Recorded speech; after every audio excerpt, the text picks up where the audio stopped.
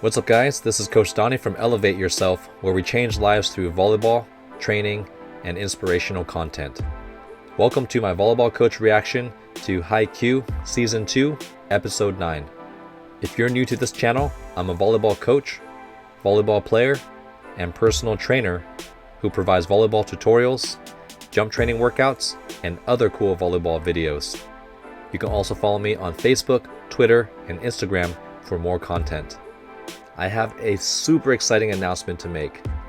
Victoria Garrick and I will be doing a series of collaborations, and the very first collaboration we're doing is reacting to our top 5 favorite HAIKYUU moments from Season 1.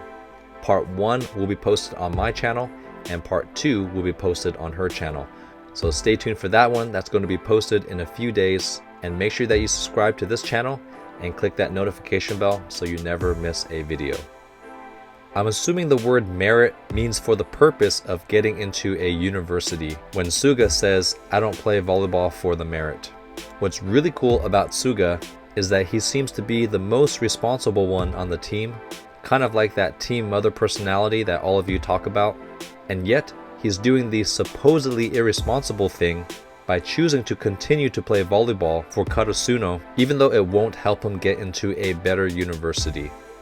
This is special because many of us will be at a crossroads at some point in our life where we have to choose between something that makes a lot of sense on paper but doesn't feel like the right decision, and something that doesn't make a lot of sense on paper but feels like the right decision.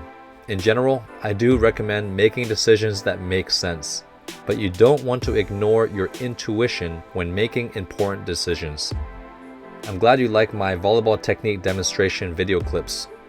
I do that partly to teach about volleyball technique, but also to show how realistic HAIKYUU really is. It still blows my mind how accurately the volleyball movements are animated. Even though Tsuki's brother was on the team but not a starter, I think it's odd that he is in the stands and not on the team bench. Is that normal for Japanese high school volleyball teams? If only Tsuki's brother was honest about everything and said something to Tsuki like, "Even though I'm not starting, I still work hard in practice every single day to hopefully become a starter, and I continue to play for the Karasuno volleyball team because I love the sport and I love the team." That would have empowered Tsuki to train even harder at a younger age and be a monster by the time he enters high school. Another crazy detail that I missed. Another crazy HAIKYUU detail that I missed. 2 players from schools that have nocturnal animals, which are the owl and cat, are the ones that are helping Tsuki, who is the moon. Please, HAIKYUU, stop blowing my mind with these poetic details.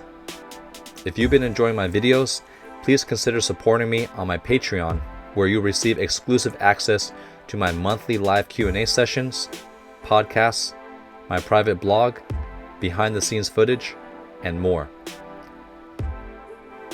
Hello? You want to do what? You want to get this HAIKYUU party started? Oh, you want me to really say the whole thing? Okay. Now let's get this HAIKYUU party started.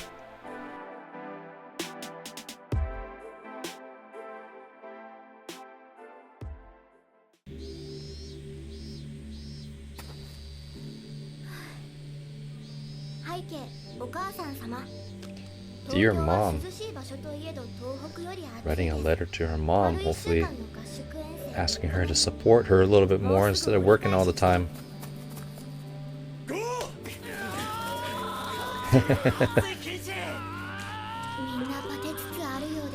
Oh, that's cool. She's kind of keeping her mom updated on her volleyball experience.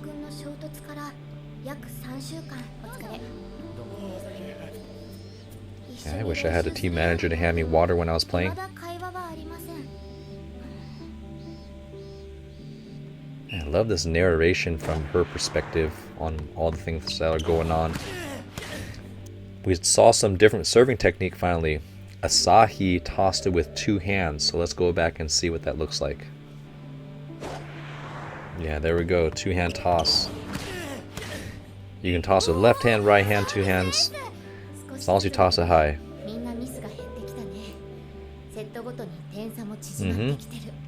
The more you do something, the better you get at it.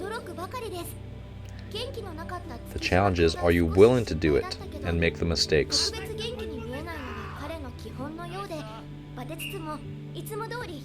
Ooh, that's right. I can't wait to see Tsuki's evolution, to see if he's changed enough in this little tournament they're playing in.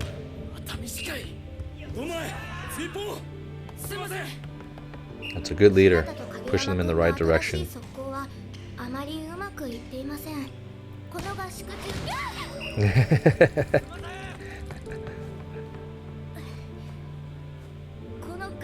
Interrupted her soliloquy.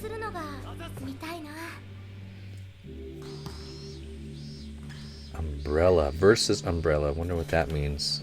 I love the symbolism, even in the titles.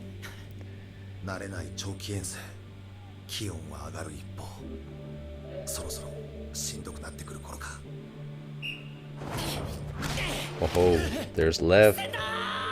Santa! Come on, Hinata. Ooh. First of all, even though Hinata lost this point, I love the fact that he still demanded the ball and he went up with the same confidence as aggression as Hinata always does, especially against a giant like Lev. Now this move is called a joust when two players simultaneously touch the ball. You would think that the stronger player usually wins, and strength definitely does help, so you should lift weights to get stronger so you can win more jousts. But the more critical reason as to how you win a joust is actually whoever can touch the ball last.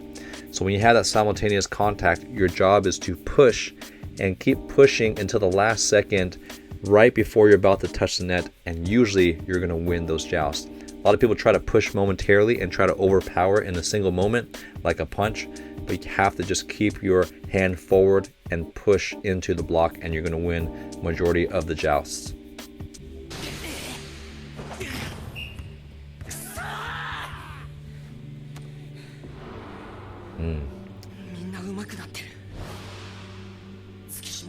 This is great insight into Hinata's mental dialogue and progression.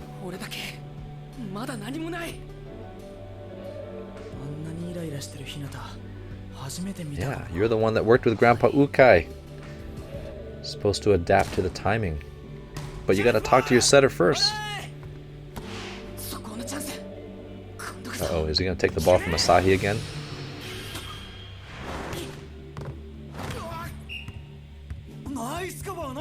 Nice cover, nice cover. Now they're finally talking, but by this time they're all too tense. Yeah, Kageyama doesn't know how to hold back.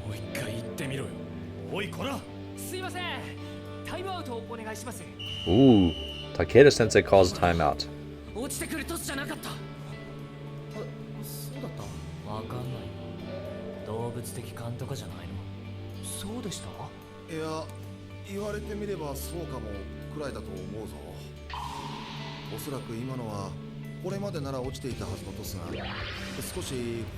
And maybe Haikyu, not Haikyu, maybe Hinata needs to move closer to Kageyama, or Kageyama needs to push it a little further.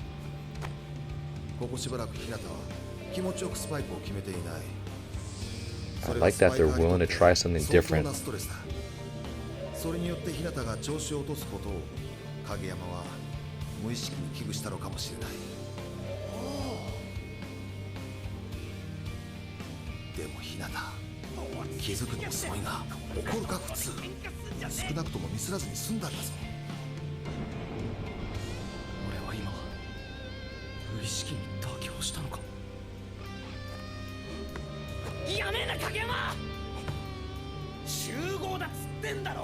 This is what happens when you don't talk things out at a calmer level. Things just blow up.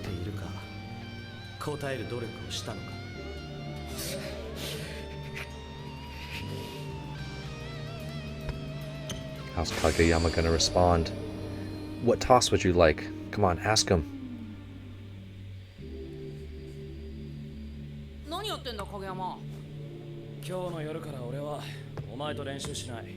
Ooh.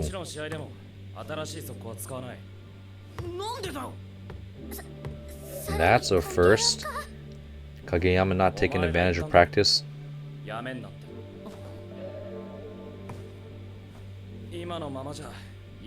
Oh, he's putting it on himself to be better at setting.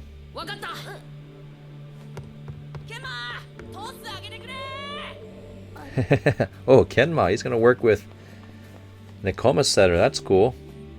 It kind of defeats the purpose, though, if you're trying to build a connection with Kageyama.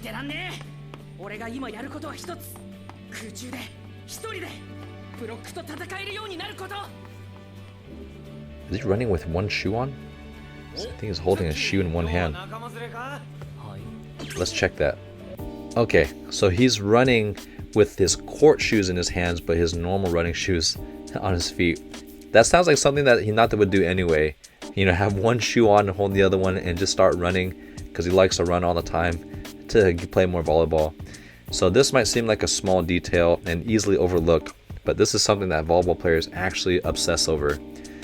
Volleyball players value their shoes like gold. Volleyball shoes are generally pretty expensive, and it's hard to retain the same grippiness or traction on the bottom of the shoe. So you'll never see a volleyball player walk with their volleyball shoes outside because they don't want to get it dusty. They'll usually take their shoes off, put their regular walking shoes on, and then when they get back onto the court, they'll put their volleyball shoes on. So if you're like that, let me know in the comments. You're a true volleyball junkie.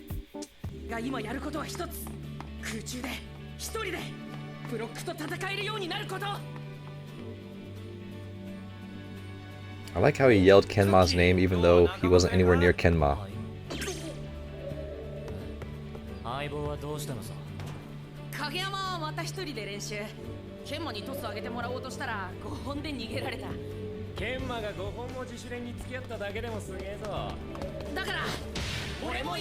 Oh, and we have Lev.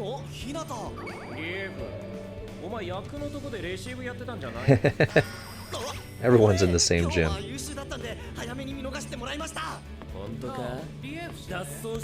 I like how the coach is requiring Lev to be good at passing as well, even though he's a middle.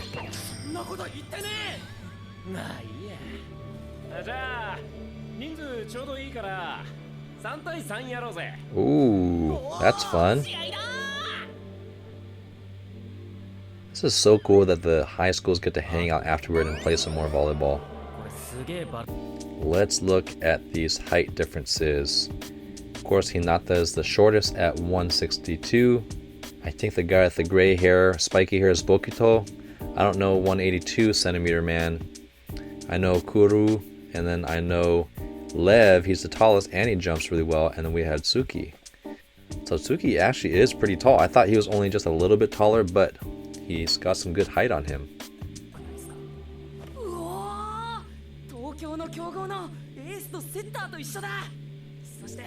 What a privilege, what an opportunity to play with great players from other schools.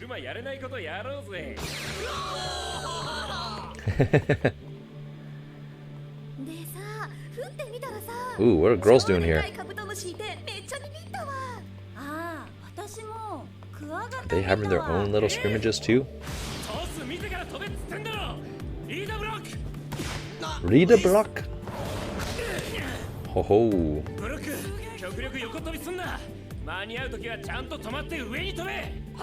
Oh, Tsuki's listening to him. That's great. This is a learning opportunity for everyone. Full stop. Oh! You're not just so cute. It's like a little gremlin.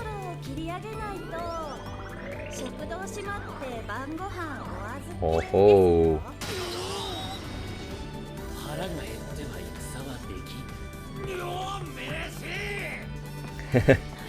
Choosing between food and volleyball. Sometimes I would choose volleyball over food, even though I love food. Oh, poor Hinata. He just wants to play, even on an empty stomach.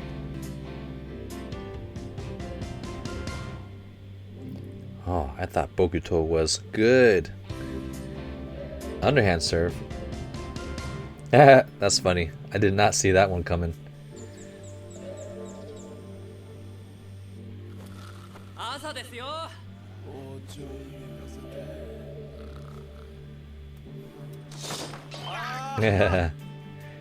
He's the most excited to play.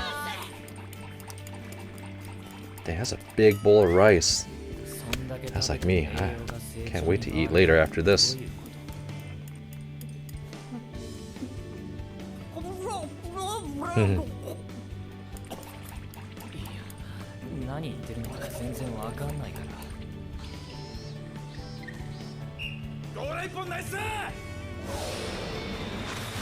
Gorda, okay. The guy with the big lips, his name is Gorda. Oh, bump set it to Hinata. Out of system. Oh, just out. It's a good swing. I've done that many times, over rotating on that line.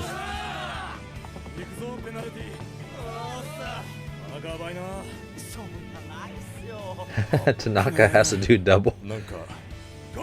That's funny.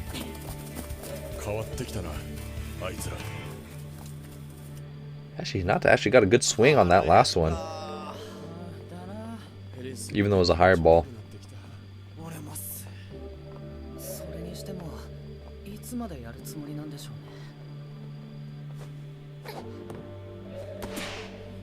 I like that Kageyama is still working on making his sets better.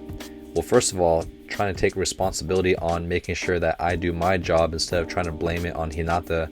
So that speaks well of his character and his evolution. But then we have Coach Ukai staying after the games to continue to help him.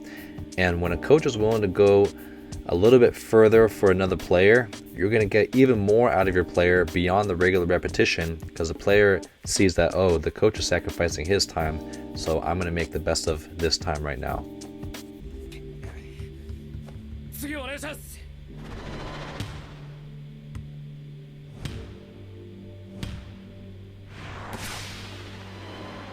The ball should not be spinning that much, by the way, leaving the hand, so I think they're exaggerating that.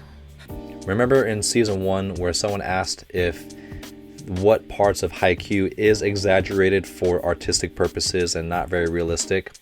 The amount of spin on the setting is not realistic. Now, just because a ball spins as a result of a set doesn't mean it's a double. And actually, let me backtrack even more. A double call from a referee is when you have two independent contacts on the ball according to the referee's judgment. So it is a little bit more subjective of a call. And so that's why a lot of setters, you'll see them try to have a very even release with their hands, which will minimize the calls for a double.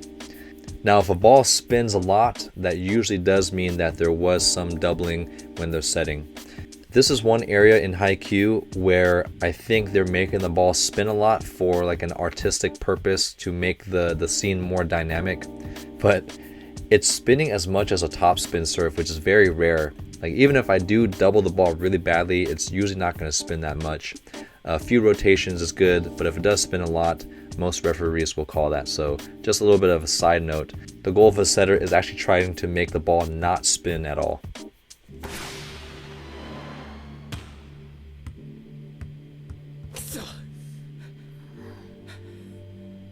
They should put Hinata on a box and then have him sit at Hinata.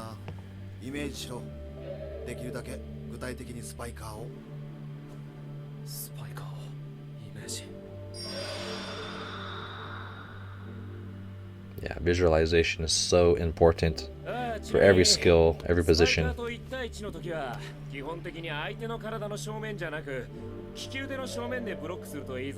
Good advice. Line up with their hitting shoulder.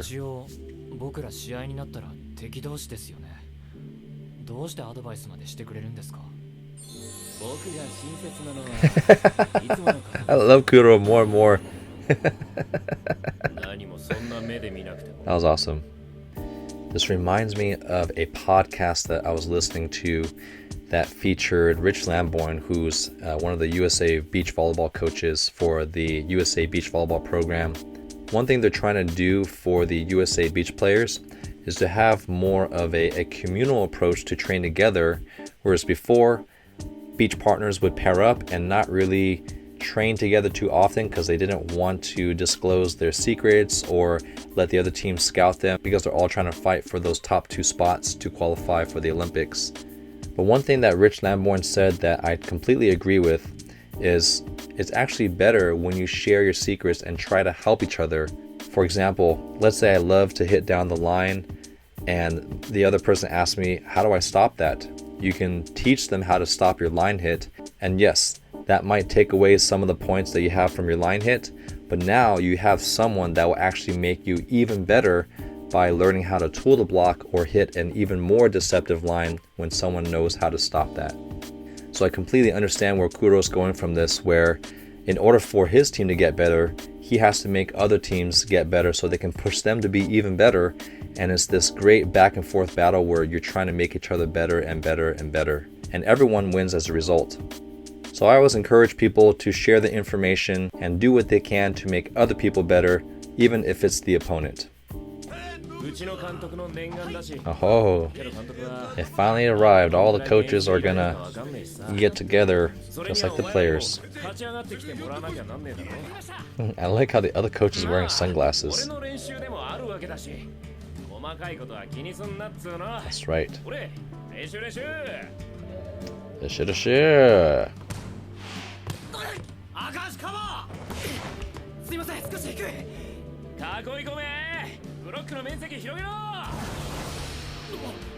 Double block. Wow, good swing. High off the hands. He's gonna reset himself. Oh, there you go.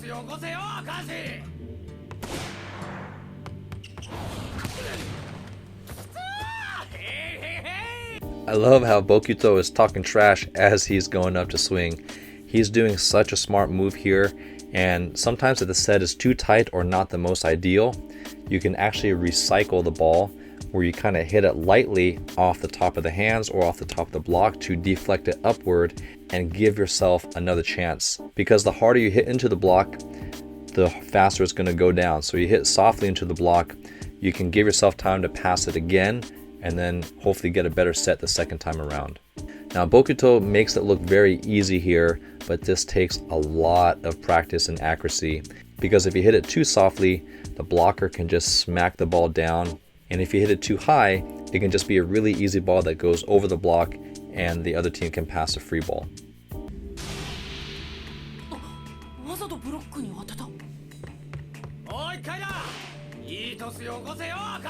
Yep. So he brings the ball back, hopefully for a better second set. Oh, and he crushes that line. Hey, hey, hey! I love his voice.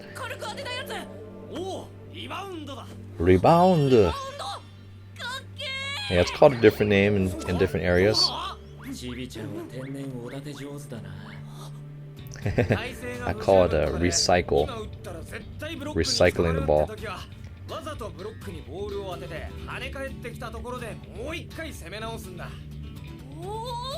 Man, Bokuto's pretty muscular. That's probably why he's a powerful hitter.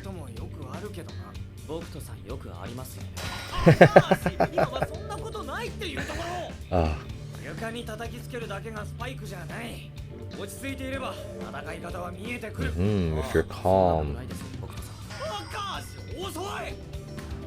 Ooh, close game. Owls and cats, I like the names.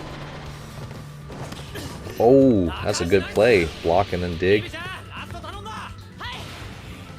Oh, Kuro's gonna trap him with his blocking schemes.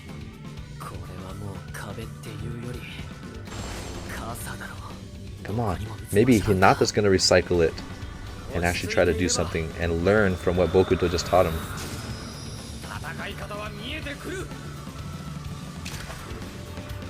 Interesting.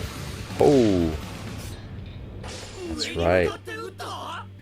This is also another great and very advanced technique. You usually see this at the university level and definitely at the professional level. When the block is fully set up and bigger than you, if you hit downward, you're just going to get blocked because you're going to be hitting down into the arms. Sometimes if there's a triple block, you won't be able to hit around them because sometimes blockers are just so big they're taking up all the space on the court. There's still another way to score a point, and Hinata demonstrates this perfectly. You actually have to aim out. Now that sounds kind of weird, but if my contact point is lower than the block, the only way I can really ricochet the ball off the hand is by aiming upward.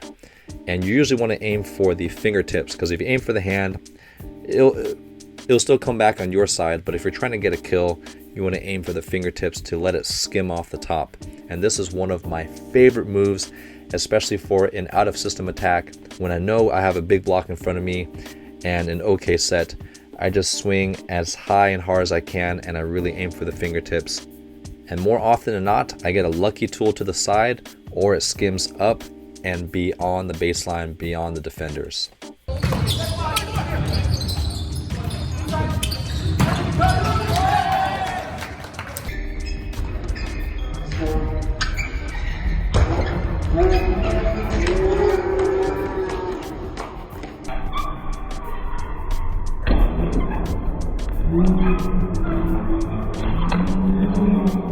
So it's great that Hinata is using this opportunity to learn from some of these veteran players.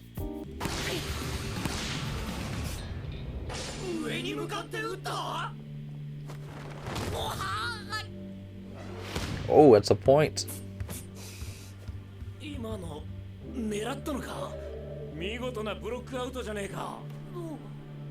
確かにリエフの手の先っちょを狙ったけど。Ah, so he can see. 当たったのはまぐれです。俺そんな正確に打てない。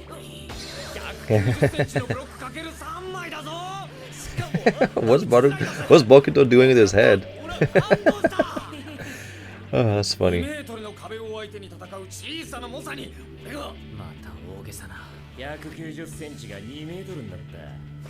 俺が必殺技を授けよう。必殺技。Special attack. What's that one gonna be?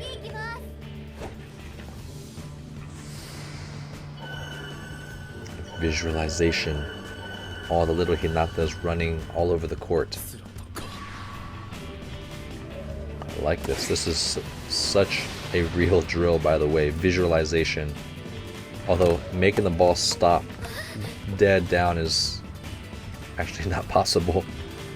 But I understand the concept of what they're trying to do. You want the ball to die down a little bit.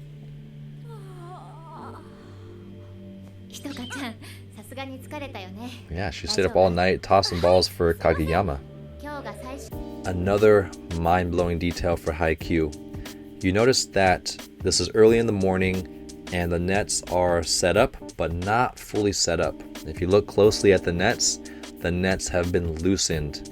Now, why do you think the nets are loosened?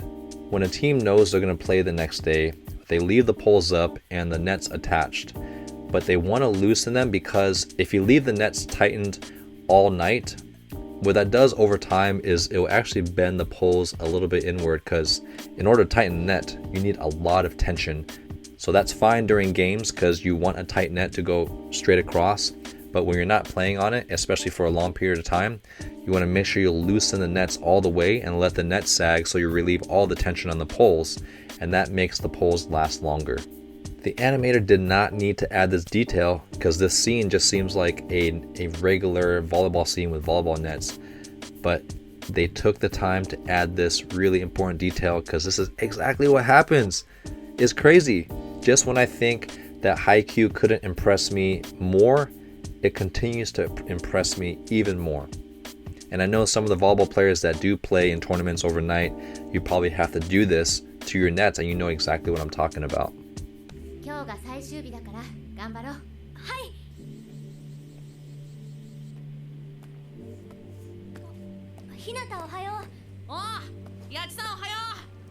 Yachi-san, okay.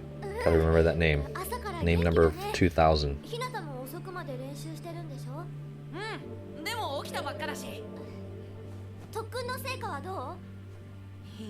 That's cute.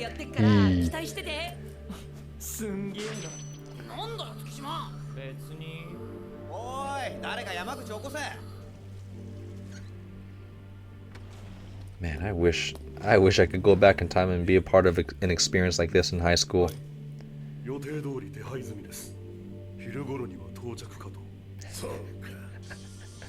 They're talking so shady, but I'm sure it's just something very innocent. Maybe the serving machine, and they're just gonna blast him.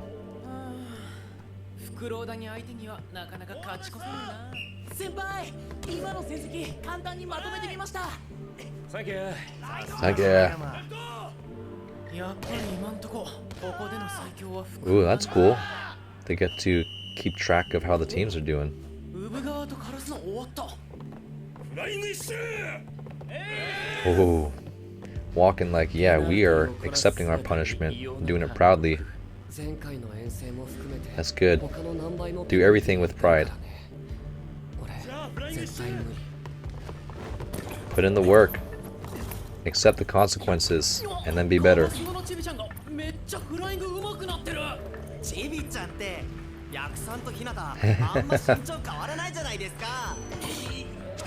Yeah, that's right. Put 11 in his place. I love it.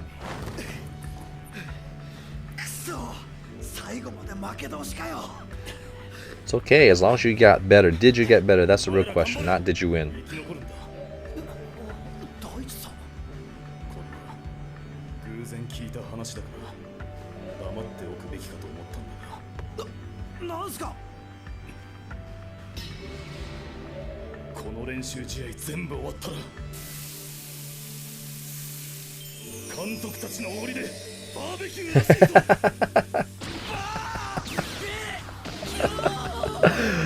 Oh, this is going down as one of my favorite scenes of season 2. So good.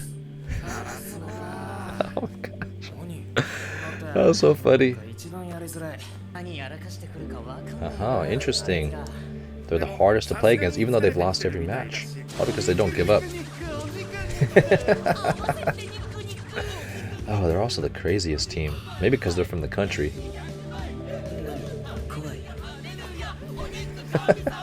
Even Kageyama's getting into the dance. Oh man. Man, when they're motivated by food, they're gonna go nuts.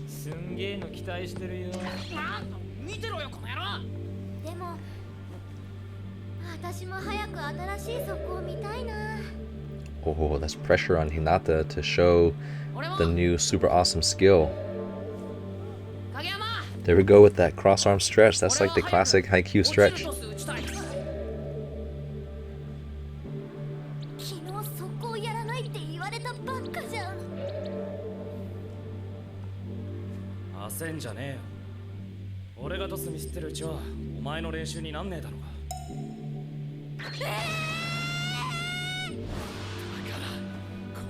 Rules not needed for that quick.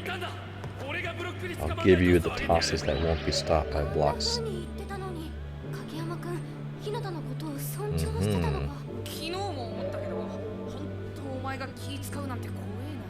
You're really creepy when you worry about others. Yeah, for once Kageyama is being more and more considerate.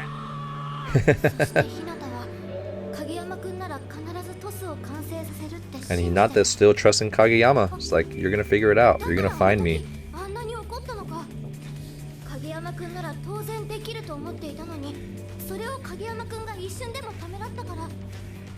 Ah, so he did doubt himself a little bit, and Hinata sensed that from him.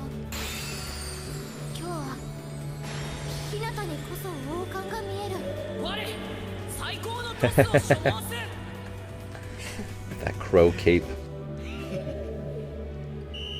I like this narration from Yachi.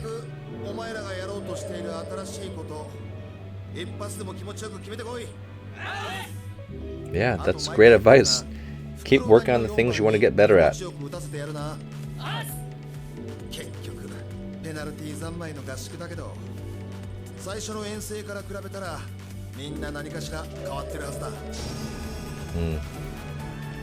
This is great closing remarks on the last game from Coach Ukai, reminding them that, look, we're here to get better, we're not here to win. There will be a time to win during season, but look at all the improvement that we've made and the progress and the new moves and the new friends and the barbecue. Don't forget about that. That's really what this is all about.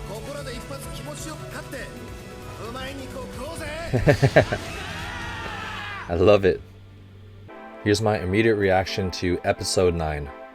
One thing that was really refreshing about this episode was hearing the narration from Yachi-chan and understanding the story through her perspective. And what's special about that is not only is she a newcomer, but she also is very new to volleyball, and she's having a great time, and she's really absorbing all the experiences. And because she's not a very vocal person, she's just very observant about all the little things that are going on. And most importantly, she actually cares about the relationships on the team. And I can see how much the dissension between Kageyama and Hinata is really affecting her. And having her talk over those scenes is a really cool way to tell the story for this episode. You guys were right about Bokuto. I am quickly liking him a lot. He reminds me of Tanaka, but a little bit more refined, more skilled, and a cooler sense of confidence. This is also one of the episodes that made me laugh the most, and I'm curious why the author included so many food scenes. Either he's a huge food guy, or he knows that young, active athletes are always going to be hungry. But food is just a universal way for all of us to relate to the story. Another benefit of attending these multi-school competitions is you get to train with other players from other schools. Sometimes when you just keep training with the same people over and over again, there comes a point where they might not make you better because they either keep making the same mistakes or you keep repeating the same mistakes. So there's no one to really break that rhythm or to force you to change.